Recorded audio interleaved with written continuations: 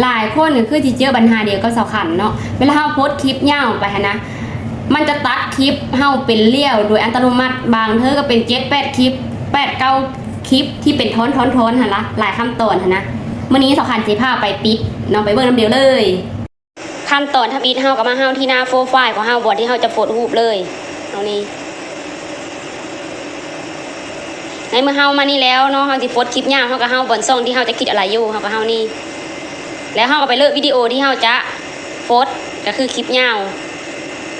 สำคัญสิมาเลือกเอา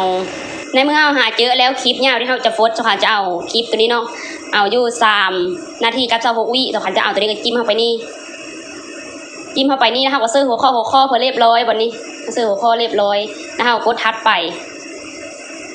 อันนี้ตัวอย่างสำคัญเฮ็ดให้เบิ่งเด้ออาจารย์กดทัดไปแล้วเฮาก็มาเสิร์ชหัวข้อแคปชั่นเหมือนบัดนี้แล้วปึ๊บเฮาแล้วมากดเฮาบอกว่าสร้างแฟลลิงจากคลิปเลี้ยวของคุณเฮาก็ติ๊กเข้าไปนี่เฮาไปปิดนี่ก่อนเฮามาปิดบัดนี้เนาะมันว่าสร้างคลิปเลี้ยวที่มีความยาวเกิน3 นาทีเห็นนะอันนี้คือมันจะตัดให้เฮาอัตโนมัติเฮาก็มาปิดบัดนี้เลยปิดบัดนี้เฮากดบันทึกบนนี้แล้วเฮากระจิงกดแซ่คือเฮาปิดทุกครั้ง